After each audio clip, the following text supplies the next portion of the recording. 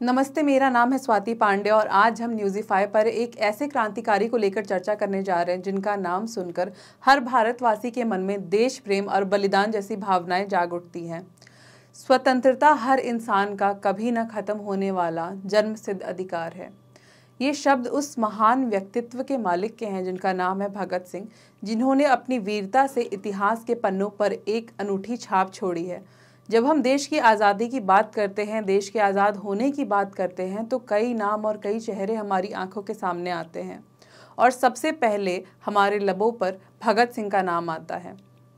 भगत सिंह भारत के सर्वश्रेष्ठ क्रांतिकारी और स्वतंत्रता सेनानी में से एक हैं, जिनका पूरा जीवन स्वतंत्रता संग्राम के नाम समर्पित रहा है। इन महान व्यक्तित्व का जन्म 27 सितंबर 1960 बांगा, पंजाब में हुआ था। ये जानकर शायद आप हैरान होंगे कि जिस जगह इनका जन्म हुआ था वो जगह पाकिस्तान के हिस्से में है, यानी कि कहीं ना कहीं उनका पाकिस्तान से भी एक अनूठा रिश्ता है। उस वक्त शायद उन्होंने अपने सपने में भी नहीं सोचा होगा कि जिस देश के ऊपर वो जान कुर्बान करने को तैयार है, वो देश एक दिन टुकड़ों में बंट जाएगा। भगत सिंह को बचपन से ही अपने घर में देशभक्ति का माहौल मिला है। उनके दादा, चाचा और पिता सभी स्वतंत्रता सेनानी थे और ये भी एक कारण है कि भगत सिंह की रगों में क्रांतिकारियों का खून दौड़ता है। उनके बचपन से ही उनकी सारी पढ़ाई उनके गांव में हुई है और बचपन से ही उन्हें पढ़ने लिखने का काफ़ी शौक रहा है। उन्होंने अपने बचपन से ही 40 से ज़्यादा किताबें पढ़ डाली और ये जो किताबें थी वो उनके सिलेबस से बिल्कुल अलग थी। सन 1930 में उन्होंने why I am an atheist नामक एक किताब भी लिखी थी।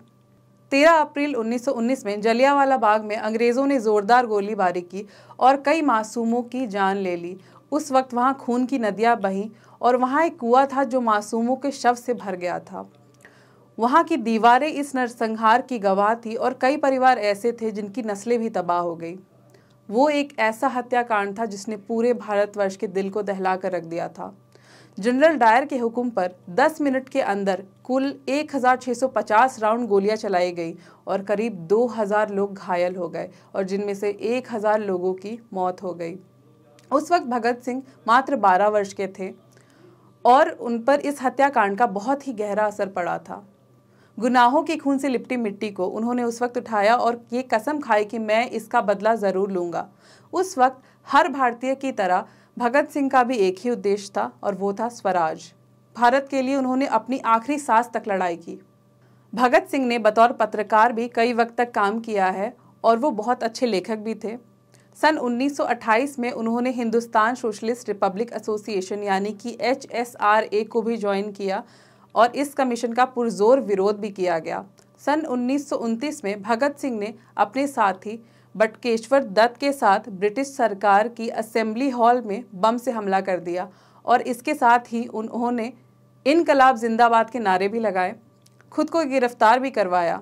भगत सिंह जब जेल पहुंचे तो वहां कई यातनाएं सही और भारतीय कैदियों के लिए उन्होंने जेल के अंदर ही आंदोलन की शुरुआत कर दी।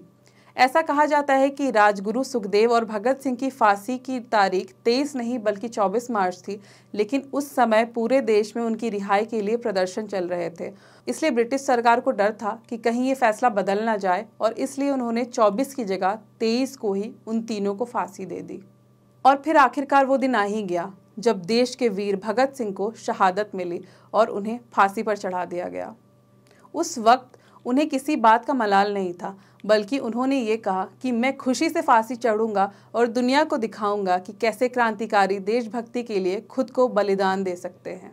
30 मार्च 1931 को सुखदेव राजगुरु के साथ भगत सिंह को फांसी की सज़ा सुना दी गई और उस वक्त भगत सिंह केवल 23 वर्ष के थे। ब्रिटिश अफसर JP सैंडर्स की हत्या के लिए उन्हें मौत की सज़ा सुनाई गई थी। असल में वो लाला लाजपत राय की मौत का बदला लेना चाहते थे।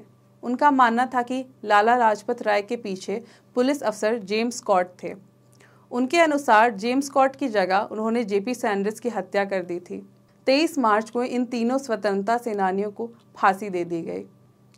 भले ही ब्रिटिश सरकार ने भगत सिंह को फांसी लगा दी, पर उनकी विचारधारा को नहीं मार पाए। जैसा कि भगत सिंह ने कहा था कि वे मुझे मार सकते हैं लेकिन मेरे विचारों को नहीं मार सकते।